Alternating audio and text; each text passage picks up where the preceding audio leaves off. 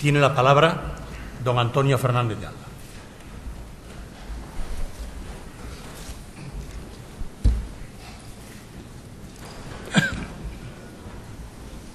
Señoras, señores académicos, señoras, señores, como enuncia María Zambrano en Claros del Bosque, cuando la realidad acomete al que despierta, la verdad le asiste con su simple presencia. Y si no fuera así, sin esa presencia originaria de la verdad, la realidad no podría ser soportada, o no se presentaría al hombre con su carácter de realidad. Bajo esta bóveda, metáfora protectora de las palabras de María Zambrano, y en esta ceremonia de recepción de la Real Academia Española, me atrevo a pronunciar dos escuetas e indecisas palabras: gratitud y benevolencia. Gratitud sentida y profunda por acogerme con tanta generosidad en este recinto de la palabra, ágora del significado, donde se consolidan los acontecimientos del habla con la presencia originaria de la verdad del lenguaje. Y benevolencia, atendiendo a que mi quehacer de arquitecto, que se ejercita en el trabajo de construir difusas siluetas para los recintos donde habitamos, mediante el lenguaje de las formas de la arquitectura.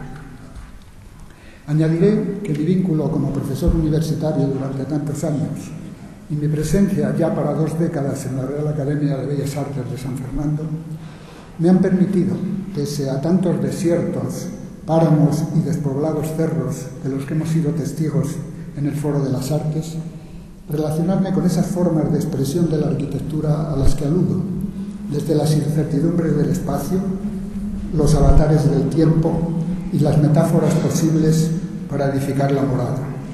Lenguaje tan próximo a la enriquecedora expresión gramatical que tiene como sujeto el espacio, como verbo el tiempo y la arquitectura como predicado, o en una sintaxis más primaria, como la secuencia del relato de espacio, tiempo y palabra, terna que ha afirmado en mi convicción la naturaleza común que tienen el espacio y la palabra.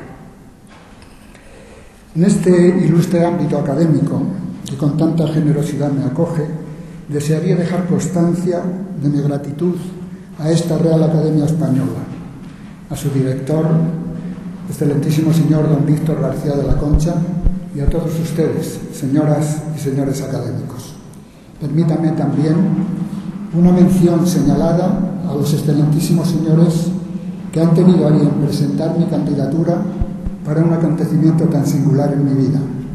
Mi gratitud y deuda moral para Luis Mateo Díaz, que alberga tanto afecto personal como nobleza, elocuente en sus iluminados paisajes y retablos de ficción. Mi agradecimiento a Claudio Guillén, referencia y seguro camino abierto para deambular entre lo uno y diverso en generosidad y sabiduría. Mi reconocimiento a Emilio Lledó, quien sembró hace tantos años profunda amistad y sementera precavida en el surco del tiempo, hacia los banales campos de la fama, y me ayudó a esclarecer con clarividencia aquel deseo kantiano de que el sujeto solo puede realizarse en la esfera moral. El azar ha querido que el sillón que voy a ocupar en esta Real Academia venga asignado por la letra O minúscula. Su grafía cerrada responde a la de una geometría de proporciones democráticas, desde el centro a los límites de su periferia. Su círculo reparte por igual su carga fonética, inaugura el asombro infantil antes que el pensamiento pueda manifestarse por palabras, protege y defiende el demos, recorre la sonoridad de los sentidos, voz, tacto, visión, sabor, describe con su repetición el drama del dolor humano, holocausto, atrapa por su encanto la palabra más bella de las miradas del ser, amor, se nubla con las geografías de la perfección, otear, acontece como obertura en la singular sinfonía del cosmos, nos proporciona la dual epifanía del logos y nos anuncia la síntesis de la experiencia arquitectónica, espacio-tiempo. En un agudo artículo titulado Y, Vasily Kandinsky planteó la excitante cuestión de si no existiría una palabra clave que caracterizara a los siglos XIX y el XX, y su respuesta, nos lo recuerda Ulrich Beck en un trabajo reciente, fue que el siglo XIX estuvo al servicio del O y el siglo XX se ha dedicado a la búsqueda del I. Este ponderado juicio de Kandinsky quería decir esencialmente síntesis, por ejemplo, entre técnica y arte.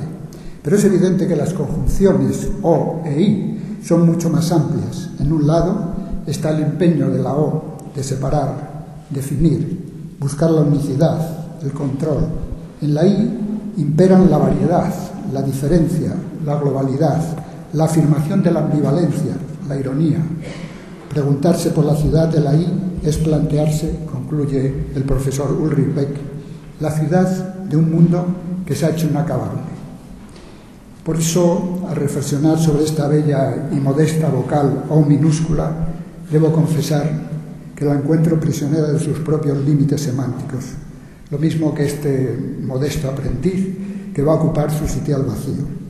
Deseo y espero que la verdad del trabajo bien hecho me asista y, acompañado de su atento beneplácito y aguda benevolencia, diré como apuntaba aquel humanista entusiasta de Séneca, Marchisa: todo mi cuidado lo pondré para que no se me reproche contradicción entre mis palabras y mis actos. Cuidado que en grado sumo cultivó mi predecesor, el académico excelentísimo señor don Ángel Martín Municio, a quien no llegué a conocer personalmente, pero sí los ecos de su magisterio, dotes universitarias y académicas para una dilatada tarea investigadora en el campo específico de su especialidad y en los saberes próximos al conocimiento científico. Su perfil biográfico dibuja con nitidez un encuadre bien construido, como era su laboriosidad creativa, su sensibilidad para acercarse al mundo de la hipótesis, paciencia metodológica, para desde la tarea experimental proseguir el discurso científico, valores que se complementaban con su capacidad de organización y difusión de este conocimiento. Y su dinamismo como viajero en busca del pensamiento límite de las ciencias químicas, bioquímica, biología molecular, explorando los mecanismos esenciales de la vida, los procesos de síntesis y diferenciación. Ángel Martín Municio había nacido en Haro en 1923. Cursó varias licenciaturas: Ciencias Químicas en la Universidad de Salamanca, Farmacia en la Universidad de Santiago de Compostela, doctor en Ciencias y Farmacia por la Universidad Central de Madrid, hoy Universidad Complutense. Fue el primer catedrático de Bioquímica de la Facultad de Ciencias en el año 1963-7 en la Universidad Complutense. Introductor en España de las enseñanzas de la biología molecular, investigadores en las universidades de Utrecht y Newcastle, en el Medical Research Council de Cambridge. Fue vicerrector de la Universidad Complutense del año 1982 al 86, representante de España y vicepresidente en la OCDE en la Conferencia Europea de Biología Molecular. Director del Departamento de Investigación Básica del Síndrome Tóxico y fue también director del Departamento de Biología Molecular de la Fundación Juan March, entre otras múltiples instituciones y fundaciones a las que prestó especial dedicación, sensibilidad e inteligencia, como señala la académica Carmen Iglesias en pormenorizada reseña biográfica en el boletín de la Real Academia Española con motivo de su fallecimiento, acaecido el 23 de enero del año de 2002. En 1969 es nombrado académico de la Real Academia de Ciencias Exactas, Físicas y Naturales. En el 85 es elegido presidente de la misma, cargo en el que permanecería hasta su fallecimiento. Dirigió los trabajos en torno al vocabulario científico y técnico, Diccionario Esencial de la Ciencia. En 1984 es nombrado académico numerario de esta Real Academia Española, siendo vicedirector durante el periodo de 1992 al 98. Martín Municio inicia en 1990 la renovación y estructuración informática de la Real Academia Española en aquellos apartados que se ocupan de la informática con la lingüística.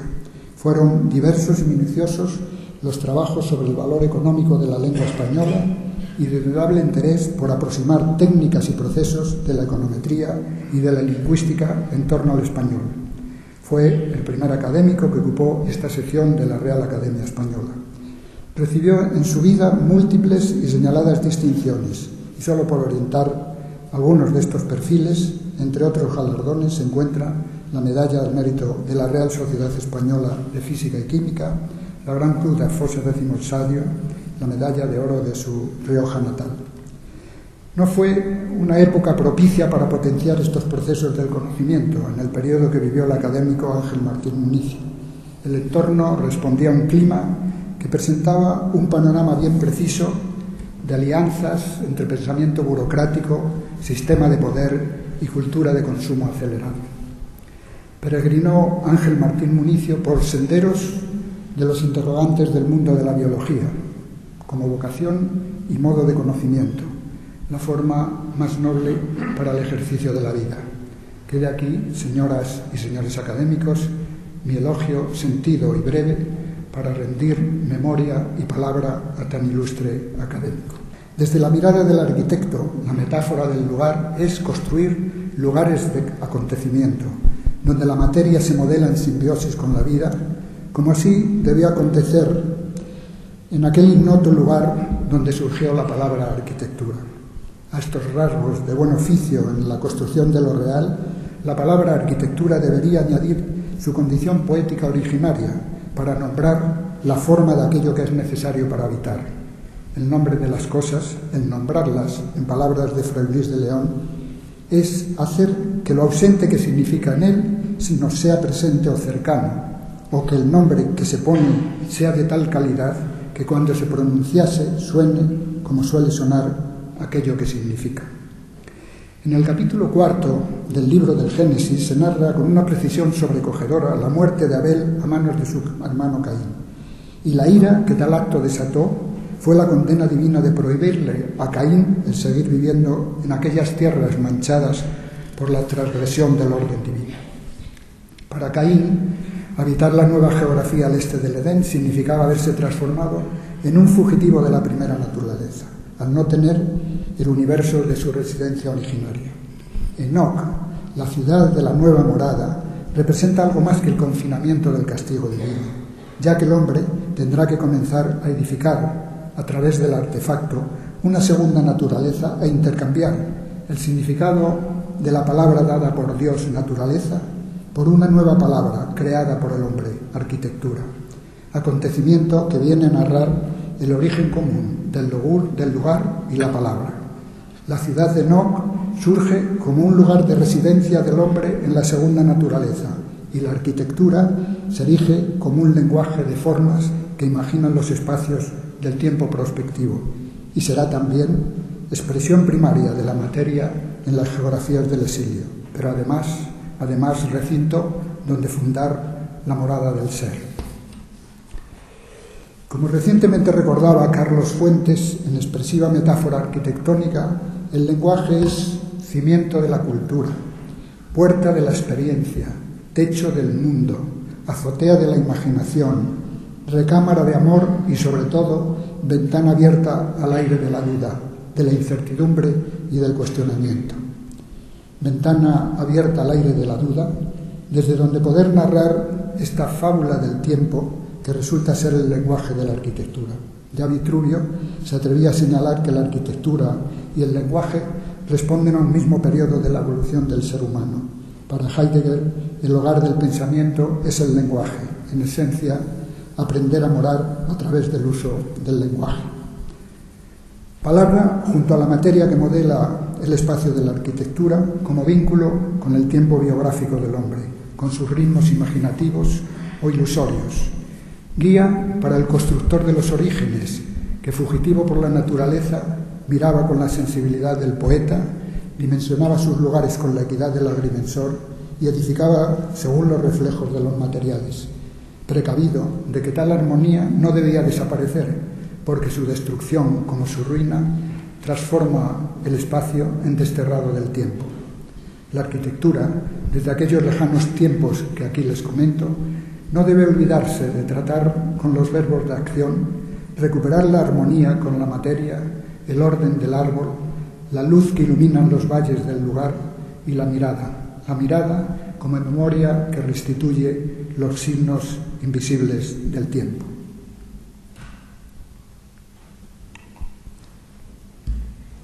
Apuntes de la memoria del testigo.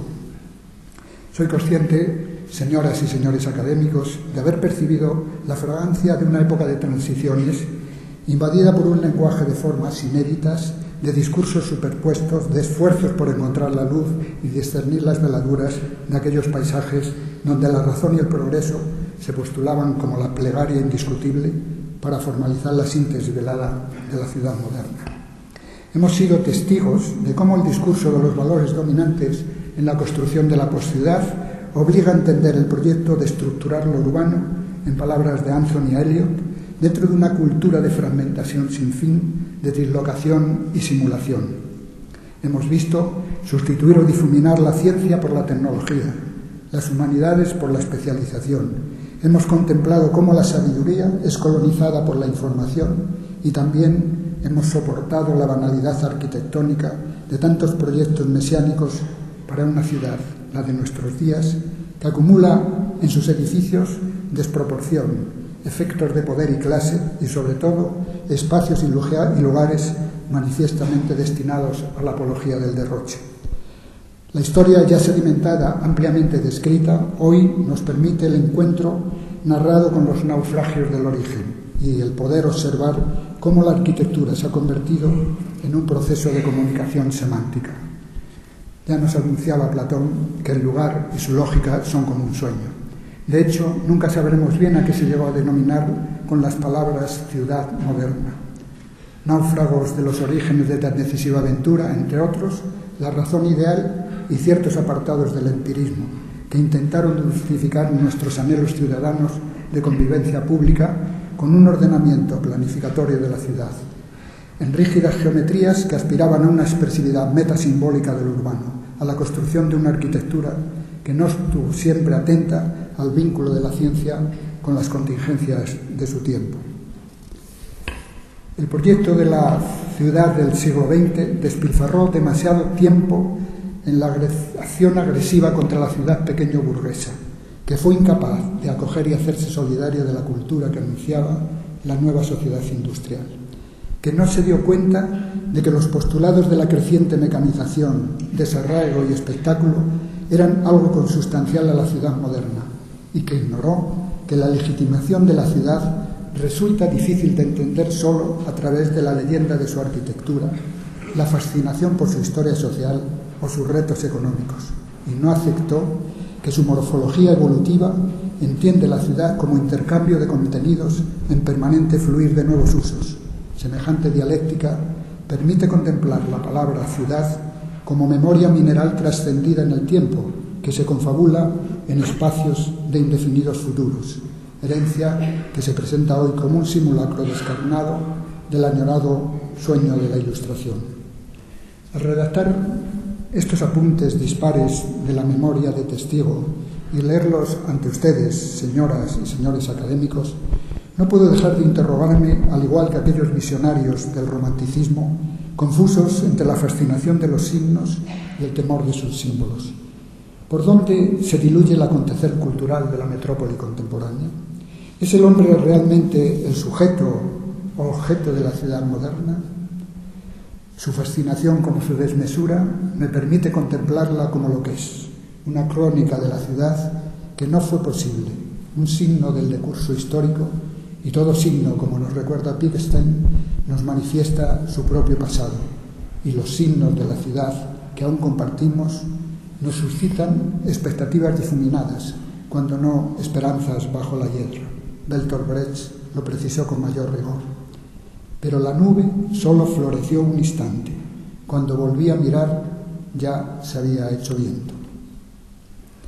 Esbozos desde la mirada de superviviente. El superviviente en la posciudad se convierte en un extraño acogido a una precaria modernidad espacial, donde se consagran los modelos artístico-burocráticos de aleatorias arquitecturas envueltas en un nihilismo complaciente. Ya no espera una patria apacible. Su infancia quedó emparentada con los efluvios de un positivismo tecnocrático y los lugares por los que discurre su madurez se han transformado en metáforas digitales, un lenguaje que se manifiesta como más importante que el hombre que habla, un lenguaje que reproduce con frescura cuanto invoca desde la máquina, un lenguaje más propio del intérprete que del creador. Nos enfrentamos a los interrogantes de las nuevas escalas, a la normativa de la sociedad metropolitana digital. En ese nuevo entorno habrá que cambiar tal vez nuestra percepción posiblemente más que nuestras teorías, como con insistencia advertían ya en sus cuadros los pintores metafísicos de las vanguardias. Ante la mirada de superviviente quedan pendientes algunos interrogantes. ¿Cómo será posible la convivencia de unas ciudades crecientemente únicas y crecientemente diversas? Ciudades, las de nuestros días, que se han ido configurando en el siglo precedente entre el universal de la razón y el relativismo de las culturas que les precedieron. Una mirada tan fundamentalmente ética como la que reclamaban las vanguardias artísticas, ¿cómo puede fundirse con la filosofía de la tolerancia que propugnan las palabras únicas y diversas para formalizar el espacio futuro de la ciudad que nace? ¿Responden estos lugares al canon de representación del mundo social y natural fundamentado en unas normas inscritas en los postulados de libertad e igualdad? ¿Acaso no estamos cimentando las nuevas metrópolis en mapas de las diferencias desoladas? Hemos sido testigos, y ustedes, señoras y señores académicos, con miradas más especializadas, del giro lingüístico de la filosofía contemporánea que tiene lugar en el siglo XIX y de una manera elocuente en el XX. Tres tesis, como bien conocen, abonan este desarrollo. El análisis del pensamiento ha de hacerse desde los lenguajes en los que se formula. El significado de la palabra tiene un carácter holístico. Y por último, el lenguaje crece y organiza mundos de tal manera que no es posible llegar a la realidad si no es por medio del lenguaje. ¿Cómo interpretar entonces la idea de lo nuevo en la segunda naturaleza tecnocientífica? ¿De qué modo discernir los problemas de la cantidad nublado desde las crisis de los ideales clásicos? ¿De qué manera acotar la alteridad de la forma por el signo? ¿La legitimación democrática de la polis que se desarrolla desde la ciudad-estado, ciudad-mercado, a la metrópoli-corporación contemporánea? ¿Cómo afrontar los nuevos recintos para la vejez sostenida, el ocio y la contemplación? ¿Con qué formas, por último, materializar los proyectos para las demandas de un espacio racional metropolitano frente al modelo consumista de ese imaginario escenográfico que instrumentaliza de forma tan sutil la acción democrática contemporánea? El ocaso de la ciudad industrial dejó sin derivar una serie de variables en el proyecto de la ciencia urbana y en la intervención que a la arquitectura e ingenierías de manera específica le corresponden, como actividad edificatoria de esta metrópoli contemporánea, como indagar el sentido del lugar en los fértiles consorcios de las transacciones financieras para que pueda habitar con decencia la dignidad del hombre cibernético, de qué modo se plantea el proyecto de morada si de manera tan eficaz triunfa la razón instrumental de la mercadotecnia, cómo equilibrar una civilización que hunde sus raíces en un mundo de herramientas de miserias aún adscritas al mundo agrario, junto al desarrollo desproporcionado de las familias de artefactos en la actual fase postindustrial y tecnocientífica. La nueva condición metropolitana ha de seguir reproduciendo los valores del consumo como única finalidad pragmática del entramado social y el orden visual del simulacro como modelo de su formalización espacial. El arquitecto artista digital que viene será tan intranquilizador como lo supone Cas Dosterius, que deberá tender al estilismo de las emociones, dar forma al flujo de datos y esculpir la información. Somos testigos, señoras y señores académicos, en la ciudad de la información, de un conjunto creciente de signos, de artefactos efímeros, historias fugaces y precipitadas memorias de la lógica narcisista del consumo, en una compulsión neutralizadora, en una esquizofrenia mediática que extiende la propia subjetividad. La ciudad moderna, contemplada desde la distancia crítica que permite la mirada del superviviente, responde al proyecto de una gran comarca de la convivencia humana en los escenarios convulsos de la revolución industrial. En el imaginario colectivo, la ciudad moderna aspiró a ser teatro de la profecía, oscureciendo muchas escenas del teatro de la memoria. un lugar de ideas, escenario mental de un nuevo paradisus mundi, donde poder equilibrar técnica y arte sin profanar el lago. Lugar donde describir al amparo de una nueva ética la futura metáfora esférica de la globalización que ya se preconizaba. Con el discurrir del tiempo, su configuración física se convirtió en un lugar común, en espacios de luces y sombras, objetos en penumbra, aura de nostalgia que caracterizó la consagración de la revolución industrial en el siglo XX. En parte, esa ciudad moderna se comportó como ficción alegórica de las virtudes de la máquina, que aspiraba a formalizar un modelo ecléctico de ciudad, mezcla selectiva de nombres sedimentados en la arqueología del tiempo. Jerusalén, celeste e iconoclasta. Roma, ciudad eterna donde conviven ruinas de pretéritos pasados. París, medieval e ilustrada, símbolo de las relecturas del mundo. Berlín, esplendor y fragmento del asalto a la razón. Hong Kong, ciudad infernal. O Nueva York, la ciudad-espacio, la metrópoli como nombre que contempla a diario los privilegios y desmesuras del hombre sobre la naturaleza. Ciudad también, promesa en las palabras del poeta. Una mañana en el campo existe, una mañana en la ciudad promete. Lo primero hace vivir, lo segundo hace pensar. La ciudad moderna aspiró a desarrollar el proyecto positivo de la razón instrumental, intentando conjugar los verbos de la acción responsable, el construir con el habitar. Y así, esa ciudad moderna planteaba el dilema de tener que equilibrar la necesidad de la experiencia sensible al tiempo que postular la objetividad de su discurso empírico. Esta ciudad, a la búsqueda de un hábitat responsable y socialmente equitativo, se transformó en una gran extensión de su territorio en negocio de la tierra, y este negocio, como vaticinar Adorno, seguirá adelante mientras sea rentable, y la perfección que ha alcanzado impedirá darse cuenta de que ya está muerto.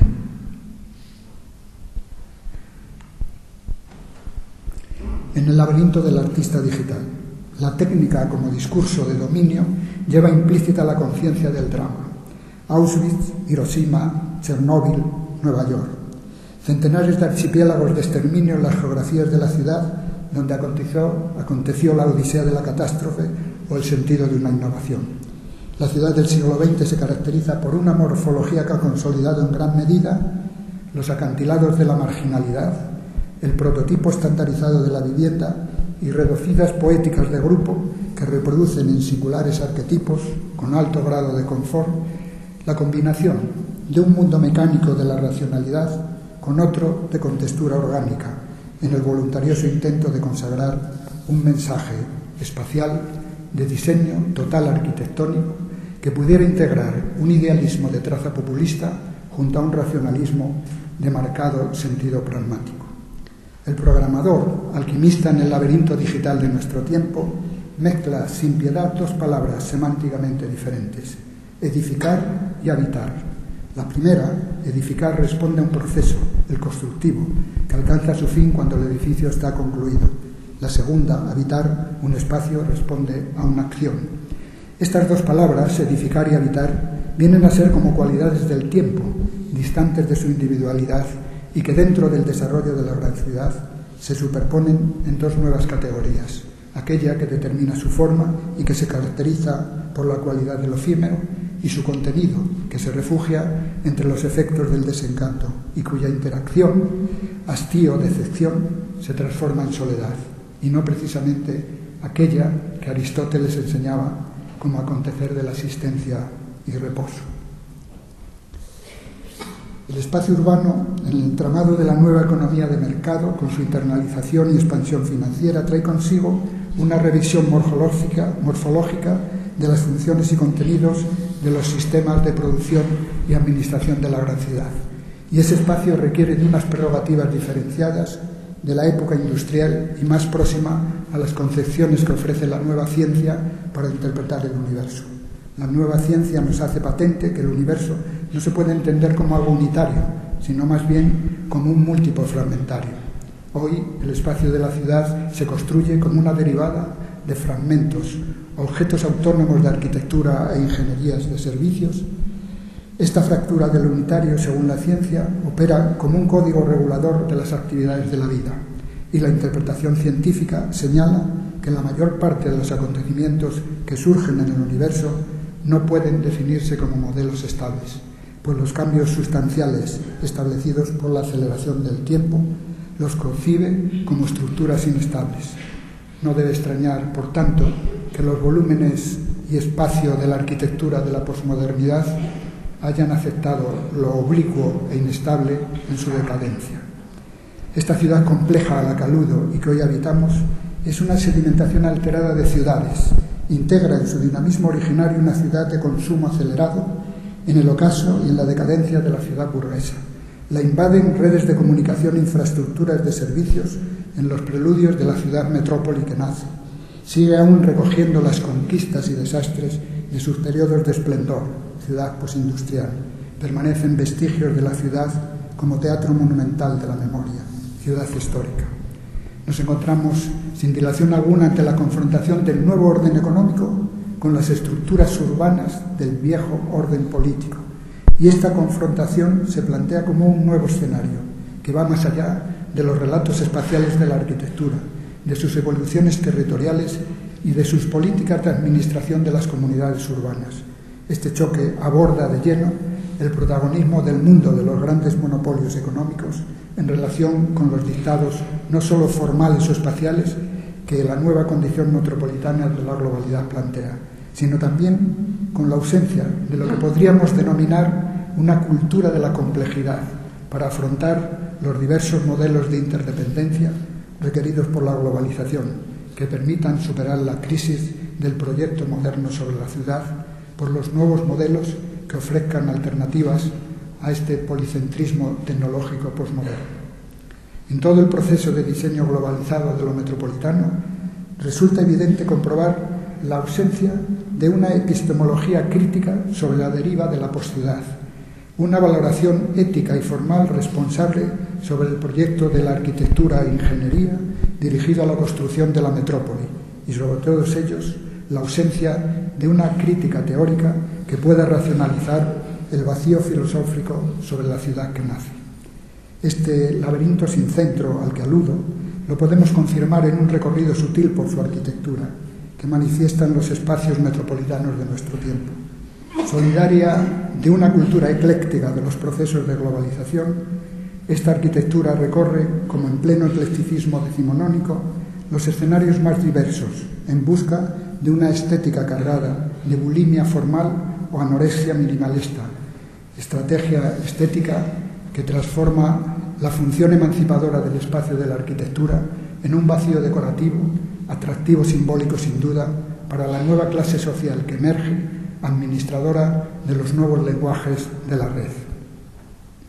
Ante tanto interrogante en la configuración de lugares y espacios que se avecinan para la posciudad, una nueva cultura moral se hace cada vez más necesaria para que nos hagan entender que la red es un mercado, pero no un espacio cívico. Al mismo tiempo, tendremos que racionar la operación constructiva de la gran ciudad como la arquitectura de una epistemología planificatoria de los saberes metropolitanos.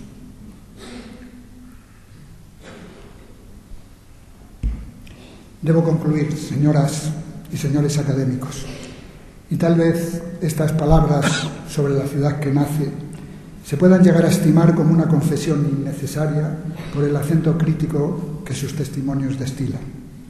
Toda gran crítica es una deuda de amor, escribía Dostoyevsky, y así llegué a entender la mirada y los recuerdos hacia la ciudad moderna en la que he vivido.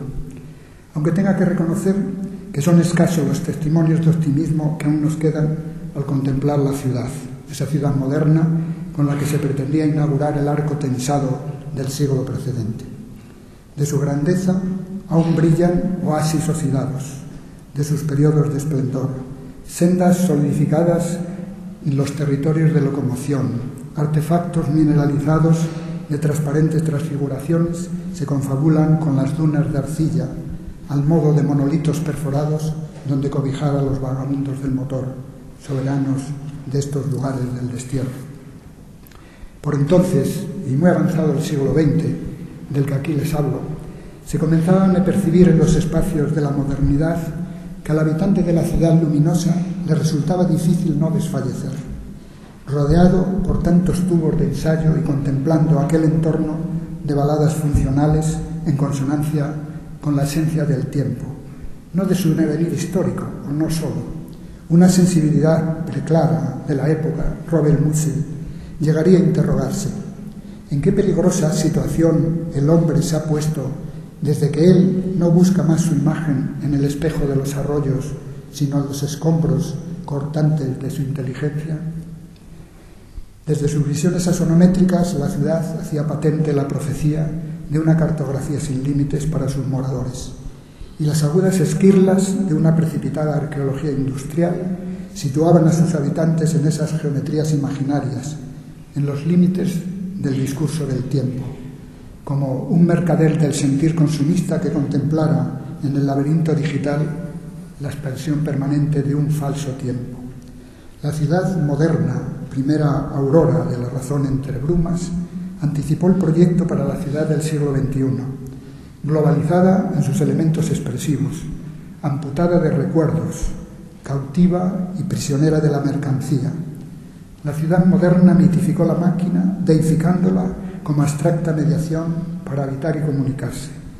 La ciudad moderna inauguró como profecía la nueva dimensión del tiempo, de manera que sus espacios están atormentados o purificados por la esencia del tiempo.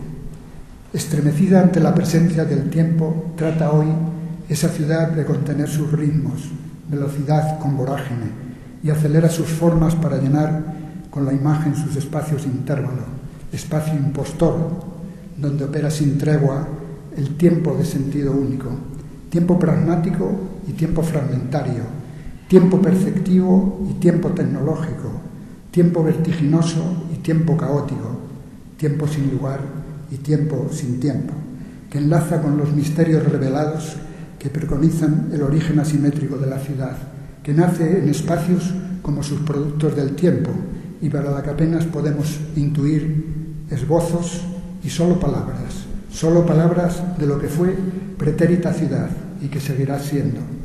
Sacralidad abstracta, surgida de la inteligencia abatida del hombre en la tarde que perdió el paraíso.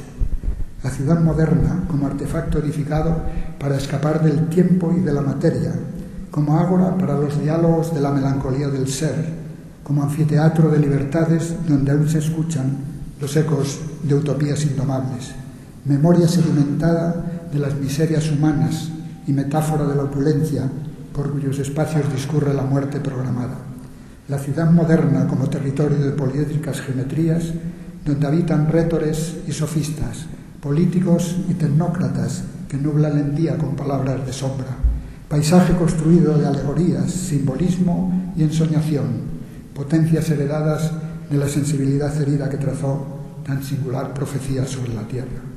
Segunda naturaleza imaginada y construida por la ficción de los dioses y la razón de los hombres, en demandas de arquitecturas ultraterrenas que jamás se podrán contemplar. Campamento ilustrado donde el pensar y poetizar no logran convivir sin violencia y donde la presencia originaria de la verdad es secuestrada bajo sospecha. La ciudad se transformó en metrópoli, el espacio se transmutó en tiempo, como fue en otro tiempo, narrado ahora por geometrías digitales con rasgos de racionalidad comunicativa. Tiempo que traza y construye los áridos senderos de la movilidad o los privilegiados lugares de la incertidumbre. Tiempo, hoy, es la palabra que funda con esperanza la gran ciudad, de nuevo, fábula del tiempo. Muchas gracias.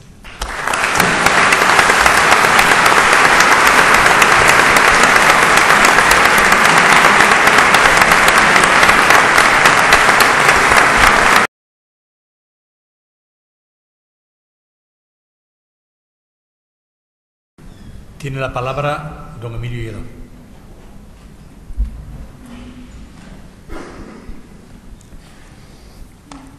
Excelentísimo señor director de la Real Academia Española, señoras y señores académicos, señoras y señores. Habitamos efectivamente en el espacio. Somos en las palabras, pero vivimos, nos hacemos, nos deshacemos en el tiempo. La temporalidad humana está enhebrada en esa sucesión de latidos, uno a uno, que marcan, señalan, alientan nuestra existencia. Habitar, ser, vivir, tres términos que ocupan un arco de significados para dar la bienvenida en nuestra casa a un arquitecto, a un moderador y modelador y humanizador del espacio en el que tenemos que estar y en el que levantamos nuestro vivir. Permítanme, sin embargo, que en este hermoso acto protocolario, en el que me ha correspondido contestar al discurso de nuestro nuevo académico, el arquitecto don Antonio Fernández Alba, comience por el último de esos tres verbos que tiene, al parecer, una relación intensa y paradójicamente efímera con el tiempo, con el paso del tiempo. Siempre me ha llamado la atención ese sintagma, el paso del tiempo. No hay un estar en el tiempo, sino una fluencia incesante de ese río insondable y misterioso en el que surcamos y en el que también nos surcamos. Dos navegaciones, una empujada hacia los espacios en los que estamos, las moradas abstractas o concretas por las que pasamos, y ese otro espacio interior, esa inabarcable suma de latidos concretos, de latidos del corazón, a través de los cuales vivimos y en los que somos. Ese tiempo que se esfuma entre los pulsos de nuestro corazón tiene, sin embargo, gratas compensaciones. La más importante, tal vez, es una dádiva de la memoria. Fruto del tiempo, la memoria permite recobrar lo vivido en las sutiles configuraciones de nuestra mente y reencontrarnos en ella, reconocernos en ella. Por eso, hoy, en este río en el que nos fuimos deslizando, recobro, en estos instantes en los que he escuchado las palabras de Antonio Fernández Alba y percibo su presencia, recobro, digo, el bloque de nuestro tiempo que no pudo diluirse o evanecerse con el paso de los días. Lo evocaba cuando escribía estas líneas como entre una niebla, desde un paisaje difuminado en sus contornos, pero clarísimo, paisajes del alma, al fin y al cabo, en la palpitación y fuerza emotiva del recuerdo de aquel joven arquitecto al que conocí hace más de 40 años. Fue en Tenerife, a mitad de los años 60.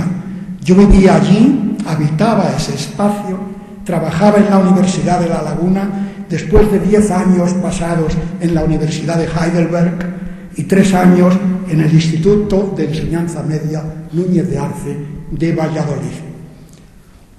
Tengo que unir el recuerdo de estas dos ciudades con el de Antonio, que había venido a dar una conferencia en un centro cultural de la isla en compañía de Manolo Millares y Martín Chirino.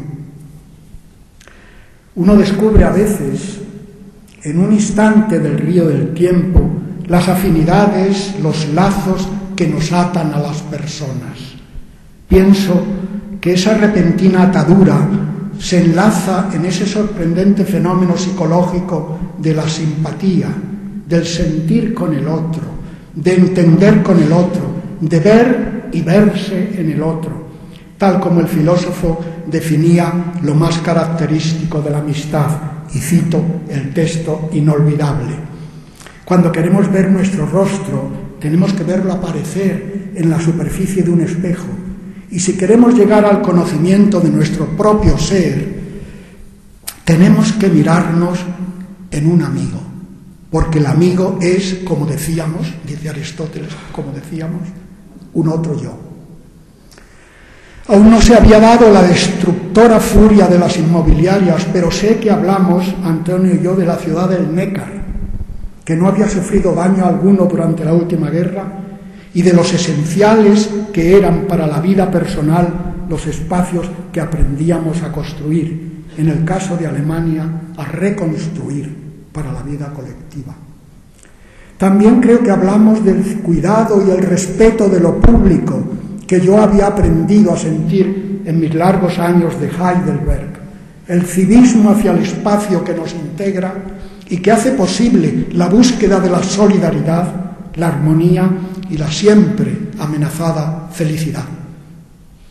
Antonio Fernández Alba estaba iniciando por aquellos años una singular, excepcional, original carrera en la que no solo iba a dejar monumentos inolvidables, edificios, espacios conmovedores, sino además una serie de escritos fundamentales para la inteligencia de la arquitectura que, en mi opinión, constituyen una de las aportaciones teóricas más importantes de la cultura de nuestros días. Esa reflexión sobre el hacer no es usual en la arquitectura, y mucho menos en otros quehaceres técnicos o científicos, y en esas profesiones relacionadas con lo que de una manera un tanto superficial, en mi opinión, se suele denominar ciencias de la naturaleza, frente a las equívocamente llamadas ciencias del espíritu o humanidades, como si no tuvieran que ver con lo humano, como si no fueran seres humanos, los ingenieros, los físicos, los biólogos, los médicos. Creo que hoy más que nunca es necesario plantear los problemas que acampan en los márgenes del conocimiento llamado científico. Esas cuestiones que desde la más estricta y rigurosa especialización irrumpen inevitablemente en el ámbito de la vida, la felicidad, la cultura, la honestidad y la verdad habrán de ser objeto de continuada reflexión en nuestra proyección hacia el futuro de la existencia humana y de su arduo pero imprescindible progreso. Pocas profesiones tan propicias para llevar a cabo esa reflexión, esa humanización, porque la arquitectura determina el bien ser individual y de paso el bienestar colectivo. El lugar donde vivimos y el espacio social e histórico en el que habitamos. Estos dos espacios condicionan los momentos esenciales de la existencia. Antonio Fernández Alba ha sido un anticipador, un promotor ideal, y nunca mejor dicho, de esta nueva visión humanista que corresponde a los planteamientos más lúcidos para entender nuestro accidentado presente y nuestro esperanzado porvenir. Es ahora el momento, ya que el vivir, la palabra vivir es la que quería, el verbo vivir en este caso la que quería destacar, de trazar ante ustedes algunos rasgos de la vida de nuestro académico, de nuestro nuevo académico, y de las huellas que en el curso de esa vida ha dejado eso que se suele llamar con una estereotipada y contundente expresión curriculum vitae, que sin necesidad, por supuesto, de especial traducción, y si que sepamos mucho latín, entendemos todos perfectamente. Pero permítanme una pequeña digresión sobre el significado de esas dos palabras, curriculum y vita. Curriculum era originariamente un carricoche, un carro pequeño, ligero, que enganchado a una cuadriga servía para competir en las carreras, para luchar incluso. Y también el lugar donde se corría, y naturalmente el espacio, el ámbito sobre el que cae y alumbra el tiempo de cada vida, que configura ese territorio acotado siempre en sus últimas fronteras y donde caminamos, corremos e incluso batallamos. Pero hay también un curriculum mentis, un currículo de la inteligencia, un currículo de la persona, que traza en cada intimidad ese curso, ese currículum silencioso, donde se alumbran determinados ideales, determinados proyectos que no sabemos bien por qué se han ido iluminando en esa carrera, en ese combate. Un espacio y un tiempo otorgado por el azar, por las circunstancias imprevisibles e impensables de cada existencia, y donde, como en el pequeño carro de combate, nos tenemos necesariamente que subir. No vivimos, pues, el puro espacio, el puro tiempo, el tiempo neutro e indefinido de que habla la ciencia y la filosofía. Nuestro tiempo está hecho en el concreto territorio al que se abrieron una vez nuestros ojos. Pero lo importante para evitar la monotonía, la redundancia de los días, es descubrir esa posibilidad, a pesar del destino en el tiempo y el espacio, esa posibilidad de trazarnos senderos nuevos, tareas nuevas que inventan, de paso, formas nuevas de vivir y de ser. Estamos en un momento histórico en el que parece más conveniente que nunca ocuparse con las frases hechas y, en ciertos sentidos, con los currícula hechos, con los estereotipos del vivir, para bien, para abrirnos senderos mentales, o para mal, para asfixiarnos el pensamiento y la sensibilidad que nos amenazan continuamente. Me gustaría detenerme, a propósito de nuestro nuevo académico, en una palabra tan arquitectónica y tan aleccionadora como el quehacer, donde nuestra lengua, al unir los dos términos que integran tan hermoso significante, ha metido en el indefinido e impreciso hacer ese relativo, esa interrogación continuada con que nos acosa la existencia. En un momento crucial de su vida, de su particular currículum, Descartes recordó un famoso verso de Ausonio: Quod vite sectabor iter. ¿Qué camino emprender? ¿Qué hacer con mi vida? ¿Qué hacer conmigo mismo y con ese ligero carro de mi existencia en el que estoy montado? ¿Qué hacer con mi tiempo y con mis sueños y con mis ideales y con mis proyectos? El quehacer ha condicionado en múltiples ocasiones cada curso individual en un quehacer que tiene un precedente ejemplar en esa pregunta inolvidable de Sócrates ante su duro, radical y despiadado interlocutor que defendía que la ciudad solo podía funcionar con injusticia. Te lanzas a la discusión, dice Sócrates, Caliclés, con una atrevida libertad de palabra, porque a lo mejor estás manifestando ahora lo que los demás piensan, pero que tú no te atreves a decir. Te ruego, pues, que me expliques de una vez, claramente y para siempre, cómo hay que vivir.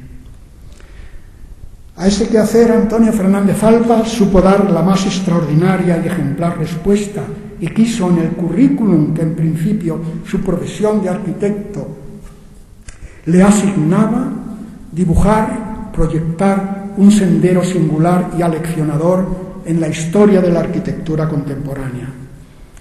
Ese peculiar diseño se ha centrado en dos dominios que ha cultivado con extraordinaria pasión: el de sus obras construidas, sus edificios levantados para configurarnos un espacio donde realmente estar, y el de sus escritos, sus reflexiones para enseñarnos otro espacio donde idealmente ser. Al hermoso volumen dedicado a Antonio Fernández Alba con el título Obra y Traza, ese volumen, recoge planos, proyectos, fotografías de sus construcciones, así como ensayos sobre su personalidad y su estilo profesional.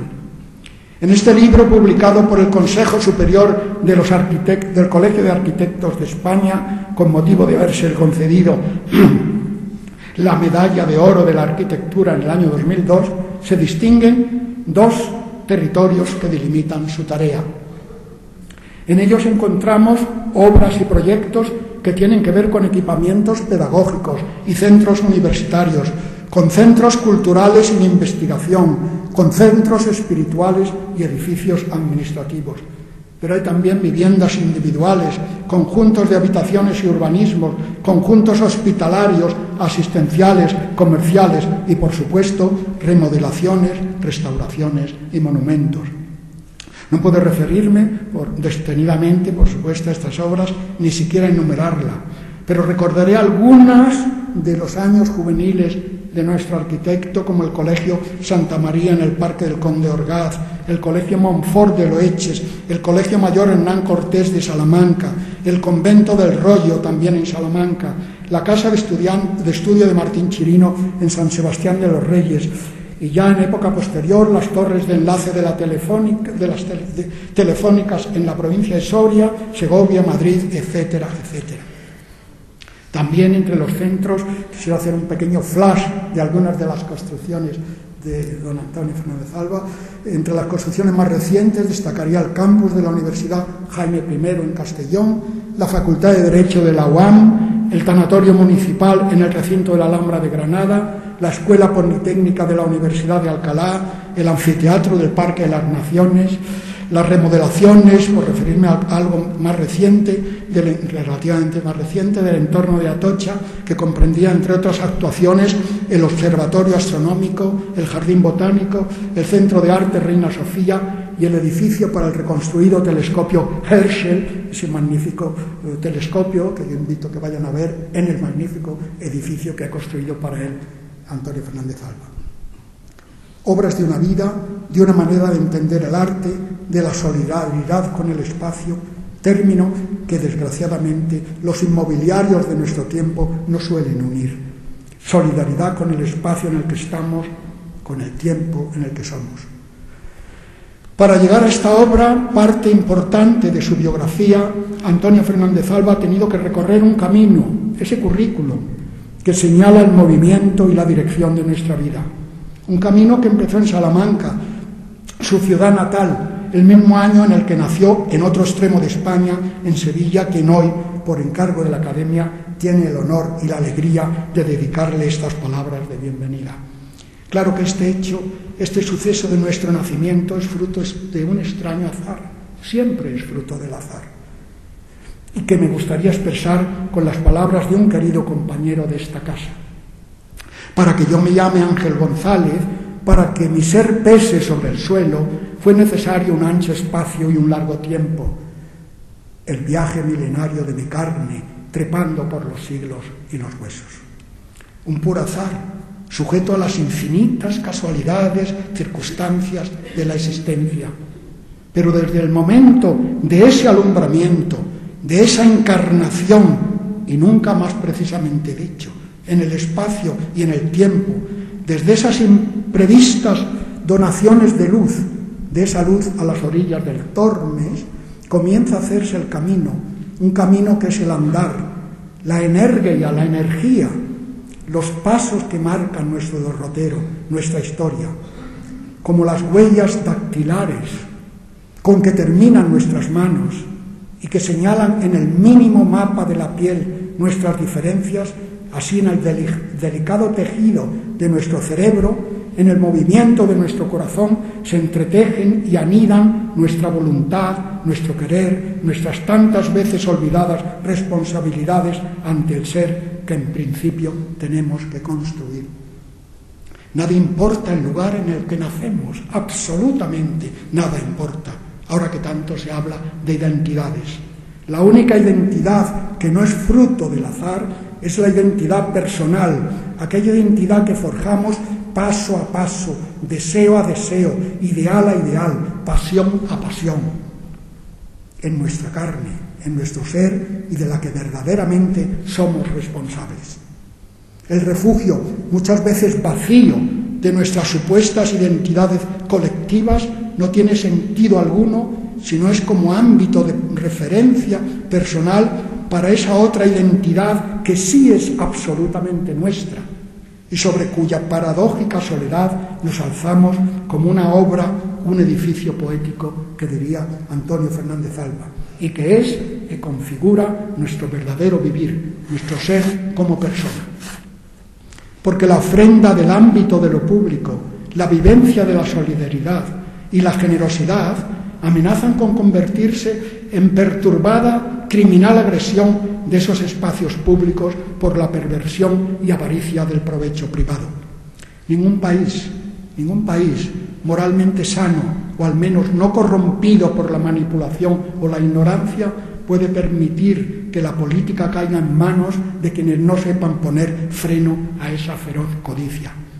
Es esta una apremiante necesidad para mantener la salud social tan importante como la salud personal. Antonio Fernández Alba ha sabido dar respuesta en el delicado espacio de las responsabilidades personales a la acuciante pregunta socrática de cómo vivir, qué hacer con la propia vida, cómo organizar la trayectoria de una profesión que por suerte o por desgracia se enfrenta a uno de los problemas más delicados de nuestro país. Este problema supongo que lleva a una tajante alternativa, la de seguir el curso de las obnubilaciones ideológicas, de la patología social que se manifiesta en el predominio del egoísmo, de las carreras triunfales a lomos de la insaciable cabalgadura del tener, del ganar, o por el contrario, la de idear, construir arquitectura y de paso edificar desde el respeto hacia la maravillosa naturaleza de la que formamos parte y que nos constituye. Una naturaleza que nos acompaña también y nos observa y que exige el cuidado del espacio en el que se desarrolla nuestra vida y la de las generaciones que pueden aún seguirnos entre tan frecuentes desvaríos. Antonio Fernández Alba es autor de más de una veintena de libros de extraordinaria densidad y originalidad, relacionados con la teoría del arte y de la arquitectura, con el urbanismo y la poética del espacio. Mencionaré alguno de sus últimos títulos, por ejemplo, Antipoemas del espacio y Papeles del lugar, Velada memoria de las intenciones del enigma en el arte y la arquitectura, La metrópolis vacía, aurora y crepúsculo de la arquitectura en la ciudad moderna, Los axiomas del crepúsculo, Ética y estética de la última arquitectura, Esplendor y fragmento, escrito sobre la ciudad y arquitectura contemporánea, La ciudad herida, etcétera, etcétera. Todos estos escritos y las conferencias, artículos y manifestaciones públicas de nuestro arquitecto dejan ver un fondo de preocupaciones e ideales que han dado sentido y forma al circular espacio de su currículum personal, de su personal batalla, de su ejemplaridad. En uno de sus libros de admirable calidad literaria y que lleva por título Domus Aurea, Diálogos en la casa de Virgilio, conversa Ictinos, uno de los geniales arquitectos del Partenón, y el poeta Virgilio. Fernández Alba, en una nota que no me resisto a reproducir, nos ilustra de tan hermoso título, Domus Aurea. La casa de Virgilio estaba construida con sillares de una piedra arenisca humedecida por las aguas de las cisternas que abastecían el acueducto de Sumo. De color ocre, blanda y fácil para el trabajo de cantero, seca, se torna dura y el óxido de hierro que alberga en su estructura pétrea, al ser iluminada por el sol, la confiere un color de oro, como la de su Salamanca natal. A sus paramentos, sobre todo en el ocaso, de ahí el nombre que le asignaban las gentes de la Arcadia a la casa de Virgilio, Domus Aurea, casa dorada. Ante este dorado del ocaso habla Ictinos. La ciudad griega, como bien conoces, Virgilio, se llegó a caracterizar por hacer elocuentes los espacios para la convivencia, el equilibrio con la naturaleza y por establecer los límites de su crecimiento.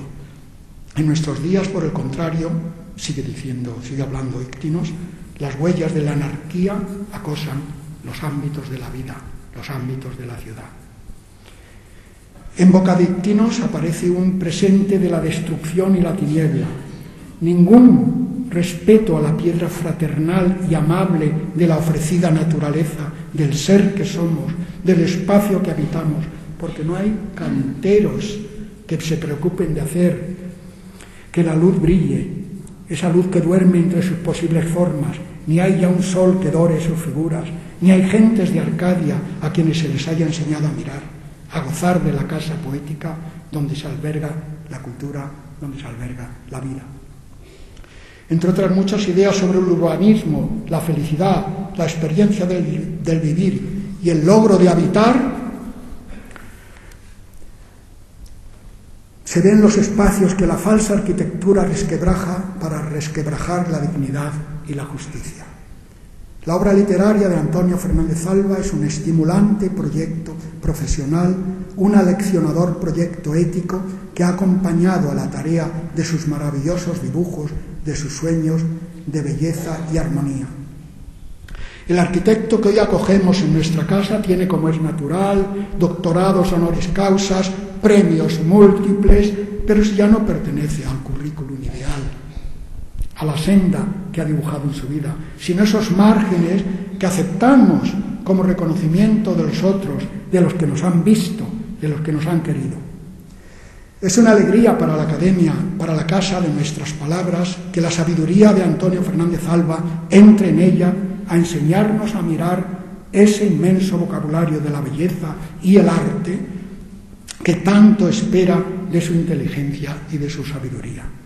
Una alegría inmensa acogerlo hoy entre nosotros, en este recinto donde luchamos con creciente y renovado empeño y entusiasmo por vivir la energía. La palabra la usaban los viejos académicos que crearon la Academia hace unos cuantos años, siglos, mejor dicho, y que descubrían en nuestra lengua esa energía. La palabra está en la primera edición del Diccionario de Autoridades. La energía que es la fuente que renueva constantemente el entendimiento, que nos enseña a fijar los verdaderos sentidos entre tantas confusiones, que nos limpia la sensibilidad y que nos alienta con el esplendor de la esperanza. Bienvenido, felizmente venido.